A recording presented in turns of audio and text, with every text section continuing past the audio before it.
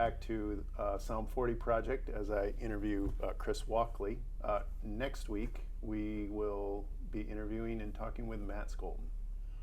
All right, so here you are, living right down here in Hartside, and God starts getting your attention. It starts bringing you into faith. So tell me about that. He didn't get my attention. Okay. Not in a gentle way. Okay. I'd heard that the Cub Scout pack needed some additional leaders, and I used to be in the Boy Scouts, so I thought... The Cub Scout pack at our church at Yeah. LaGrave. Okay, yep. I thought, I'll go down there and see what's going on.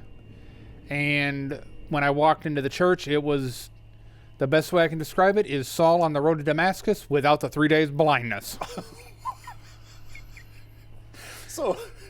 I mean, it was That's vivid.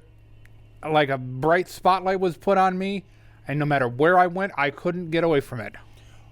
Okay, so let's slow that down here a minute if we can. So this was on a Sunday, or Yep. was this on a... Okay, so this was on a Sunday.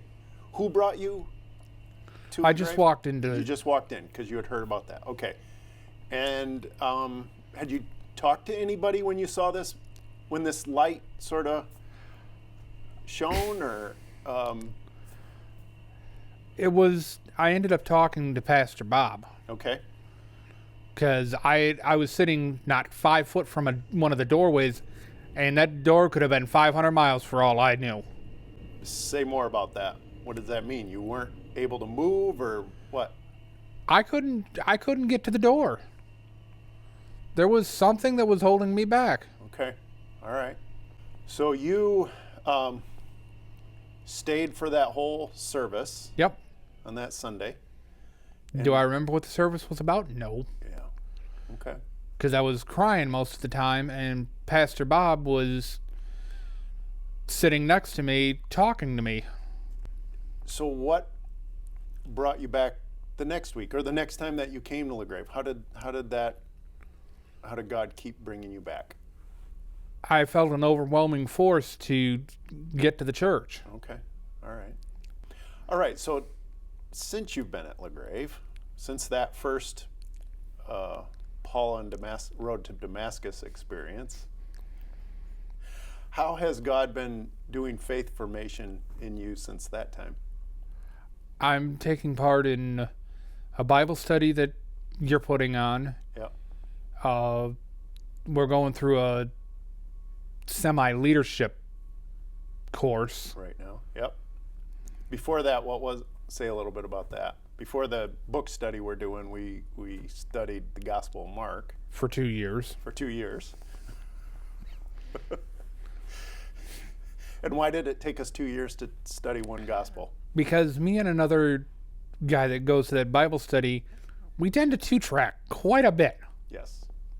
So how is faith formation, your experience with it at LaGrave, in worship services? I know you live stream quite often, just because getting around is not that easy with your leg. But how is faith formation, worship services, the Bible study, the leadership group that we're going through right now? How's that been different? How is that different or helpful in a way that maybe the experience at the mission wasn't? Because it's not being forced down my throat. It's a volunteer option now. Okay, yeah.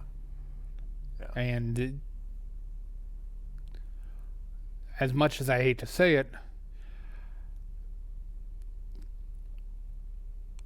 that's one of the biggest problems that the missions had. They called it a volunteer opportunity, but it was either you come to the service and then you get fed, or you don't eat. Yeah, okay. You said two-tracking a little while ago about our Bible study.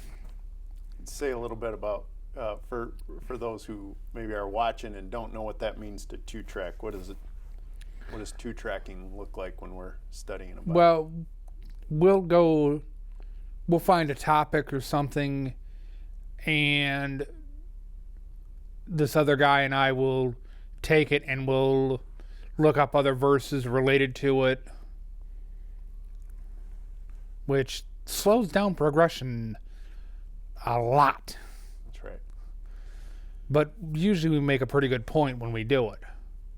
And we take our time to explore that then and talk about that and how it relates back to the passage or doesn't relate, and go deep that way.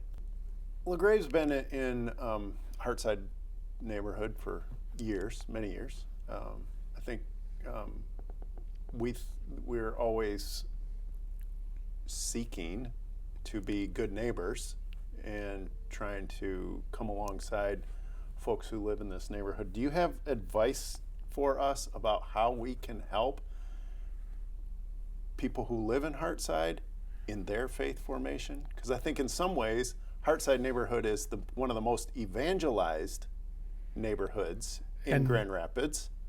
But how can we help with faith formation, helping people grow? Don't push people. That is because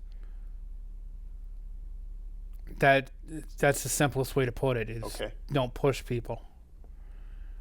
If they're over evangelized already, and that's using your term, basically your terms. Yep. What they need is they need more of a friend than they do a church. Can you say a little bit more about what that might look like? Somebody they can talk to when they're feeling down, or somebody that might go, hey, you want to go out for coffee or something? Well, I'm going to borrow your line on this one. Okay. Let Paul lose occasionally. That is my line. Because we want to have people keep coming back for the next Bible study. Yeah.